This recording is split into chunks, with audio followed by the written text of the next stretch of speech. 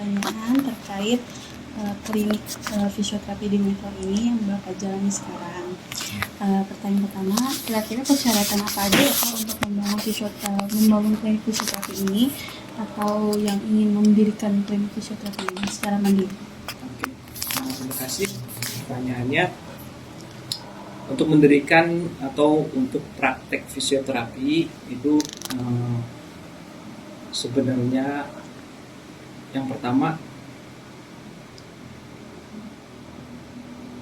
kriteria fisioterapi apa ya? Untuk di Indonesia ini kan ada fisioterapi vokasi yaitu D3 dan D4 dan juga profesi. Nah, untuk profesi dia berhak bisa ya dilegalkan boleh untuk berpraktek mandiri atau membuka klinik fisioterapi sendiri. Tapi untuk vokasi D3 dan D4 itu bisa berpraktek tapi bergabung dengan tenaga kesehatan lain. Misalnya ada praktek dokter, kita bisa ikut di sana untuk berpraktek sebagai fisioterapi begitu. Dan untuk persyaratannya sama ya, izin surat izin ke dinas kesehatan, nanti ada rekomendasi dari dinas kesehatan yang tentunya sebelumnya itu diadakan survei ke klinik tersebut, lalu dinas kesehatan mengeluarkan rekomendasi dan surat rekomendasi itu nanti diteruskan ke dinas penanaman modal itu yang satu pintu itu. Nanti dari sana keluar surat izin praktek fisioterapi. Tapi sebelumnya seorang fisioterapis itu harus memiliki STR, surat tanda registrasi sebagai fisioterapi yang legal di Indonesia. Dan STR itu bisa keluar apabila yang pertama sudah lulus atau dia memiliki ijazah dan juga lulus ujian kompetensi sebagai fisioterapis. Seperti itu. Bapak, saya mau nanya lagi, kira-kira berapa lama ya dari pembuatan surat izin hingga berdirinya klinik fisioterapi di sebuah mitra gabungan atau berdirinya langsung? Untuk dulu memang lama. Dari kampus dia mengeluarkan ijazah dan STR itu lama. Tapi sekarang setelah Kementerian Kesehatan yang baru ini cepat sekali. Mungkin beberapa hari dia udah keluar. Informasi selanjutnya, kegiatan di klinik itu apa aja ya Pak? Kayak misalkan fisioterapinya, punya kegiatan apa, terus seperti apa, asistennya, dan registrasinya, alurnya. Yang pertama alur dulu mungkin ya.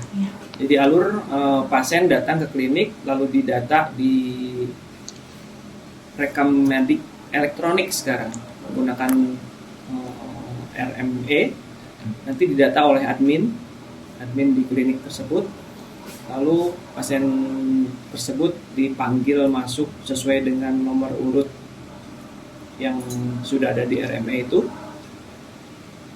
Lalu diadakannya anamnesis dan sebagainya, pemeriksaan, asesmen, sehingga ditegakkannya diagnosis fisioterapi. Lalu direncanakan tindakan apa yang akan dilaksanakan sesuai dengan diagnosis fisioterapi tersebut. Lalu dilakukan tindakan fisioterapi, lalu evaluasi sementara saat itu. Dan kesemuanya itu akan dicatat dalam rekam medik elektronik. Begitu. Informasi selanjutnya, kira-kira kan di tenaga kerja ini banyak ya Pak. Fisioterapi kan gabung dengan mitra yang lain ya. Di sini tuh menyediakan nggak sih untuk tenaga kerjanya seperti makan siang atau kebutuhan untuk tenaga kerjanya gitu, kayak makan siang untuk catering lah ya kata gitu. Kita untuk tenaga kerjanya Pak. Untuk kita di sini kan praktek baru sore gitu ya, dan mulai sore, jadi kayaknya untuk makan siang dan sebagainya kayaknya belum deh. Tapi kalau misalnya nanti ada praktek pagi dan sore atau 2 shift, mungkin akan dipikirkan ke arah sana gitu. Dan tenaga yang ada di klinik di sini, misalnya ada yang pertama admin, yang kedua ada fisioterapis. Kalau gabungan mungkin ada tenaga kesehatan lain seperti dokter, tentunya kalau dokter tandemnya dengan apoteker dan asisten apoteker. Lalu ada juga perawat, lalu ada cleaning service misalnya, seperti itu. Dan untuk rekam medik elektronik biasanya pakai tenaga itu ya, rekam medik ya. Tenaga rekam medik apa itu namanya? Tenaga rekam medik ini. Oke, selanjutnya jam operasional fisioterapi di sini tuh seperti apa ya Pak? Kayak mungkin Senin sampai Kamis jam berapa? Oke. Beda hari lagi, jamnya beda kah? Insya Allah praktek fisioterapi di Metro Senin sampai Jumat jam 1 sampai jam 4. Tapi tidak menutup kemungkinan apabila banyak pasien, jam pelayanannya bisa mundur sampai malam bisa. Seperti itu. Lalu Pak, untuk di sini untuk di satu klinik itu alat apa aja sih yang harus dipersiapkan gitu sesuai prosedur gitu, Pak? Standar pelayanan ya, standar pelayanan praktek fisioterapi ya. Yang pertama alat tapi ya. Yang pertama emang tenaganya dulu, tenaga fisioterapis profesi kalau bisa. Kalau enggak ya vokasi D4 atau D3. Tapi itu pun yang tersertifikasi, yang berkompetensi. Lalu alat-alatnya sesuai dengan peminatan.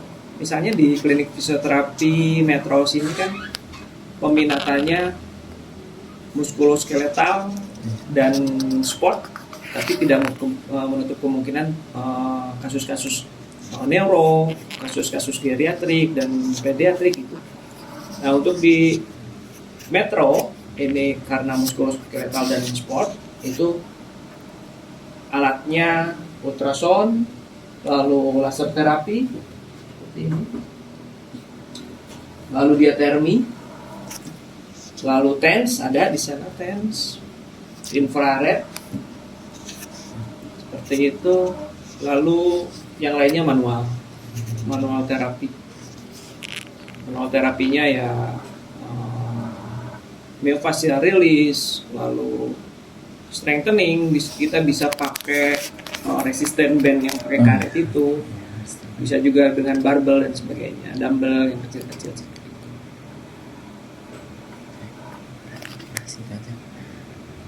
Lalu Pak, untuk pertanyaan selanjutnya, kompetensi yang harus disiapkan pada fisioterapi yang fresh grade yang bisa masuk ke klinik gitu Pak, persyaratannya tuh Pak?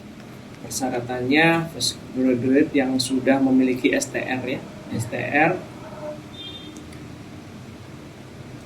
Fresh graduate-nya yang apa? Apabila yang diploma 3 atau 4 atau maksudnya ke vokasi, itu bisa aja praktek. Bisa praktek tapi dengan gabung dengan tenaga kesehatan lain, seperti dokter dan sebagainya. Itu juga gimana peminatannya. Misalnya siapa? Rafli Pak. Rafli sukanya di apa sport? Ya berarti kita harus mendalami fisioterapi ke arah sport. Ya carilah kursusan yang lebih advance ke arah sport gitu, yang menunjang ke arah sport itu. Misalnya siapa? Hani sukanya pediatrik, ya harus kursus ke arah pediatrik itu.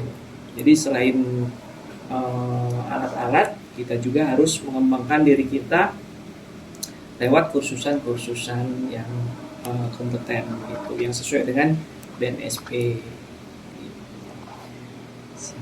Cukup? Cukup.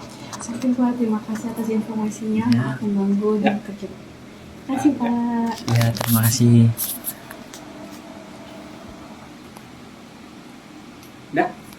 Bagus Udah, Pak. suaranya. Insya Allah Pak.